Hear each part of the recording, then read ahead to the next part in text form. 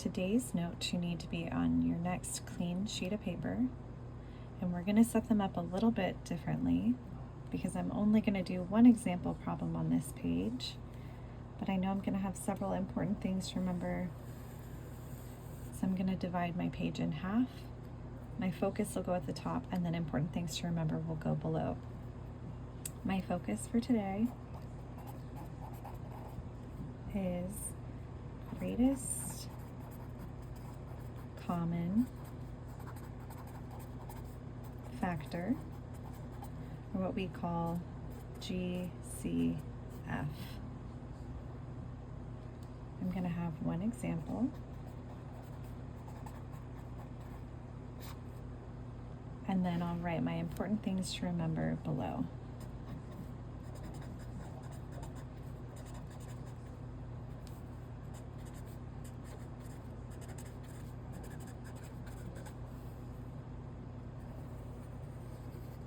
You can pause if you need a second to get your page set up, but I'm going to go ahead and keep going. Today I'm going to be finding the greatest common factor of two numbers, and I'm going to start off by defining a few terms that we need to know.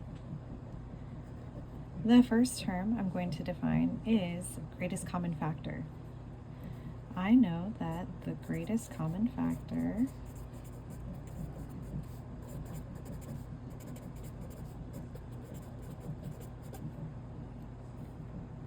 is the largest factor that two numbers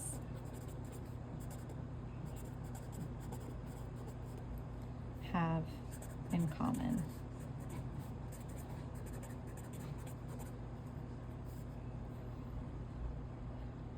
You could underline greatest common factor because it's a vocabulary term. We also call it GCF for short, but I forgot to add that in there. I also want to define factor.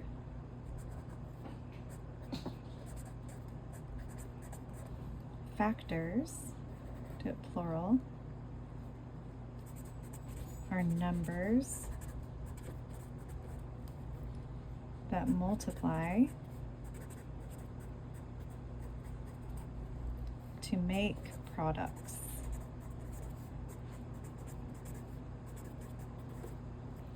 If you remember, products are the result of multiplication. There are a couple of steps we're going to take, and I'm going to list those here as well, and then we'll go into our example. So the steps are to 1, list all factors of both numbers, abbreviate numbers, and 2, find the largest factor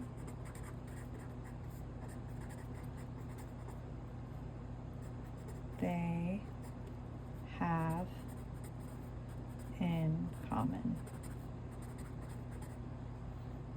The largest factor they have in common is, by our definition, the GCF. Now that I have my steps in place, I'm going to go ahead and go up to my example, and I'm going to find the GCF, or greatest common factor, of 12 and 16. I'm going to follow the steps I listed here. 12, I like to list my factors like that. 12 can be made by multiplying various numbers, and I like to write my factors in order from least to greatest, and I call them my end caps when I calculate my first two values. So numbers that multiply to equal 12, the first two would be 1 and 12, and I write them on either end. And I put a little comma after 1 because I know I'm going to go in to list my next value. I also know that 2 is a factor of 12. 2 times 6 would be 12. Throw another little comma in there. And 3 times 4 would be 12. 5 is not a factor of 12. And then I'm back to 6, so I know that I'm done. I reached my next value. Now I can find my factors of 16. I'm going to start with my end caps, 1 and 16, because 1 times 16 is 16.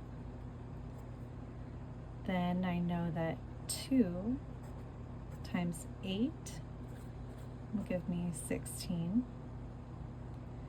And then 3 is not a factor of 16.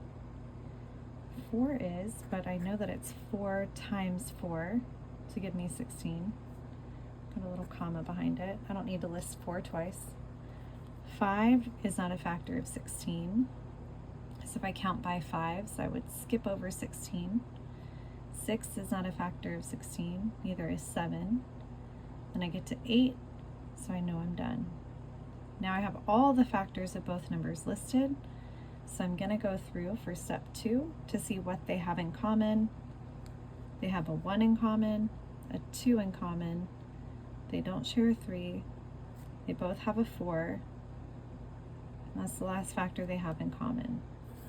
So the greatest or largest factor they both have is 4.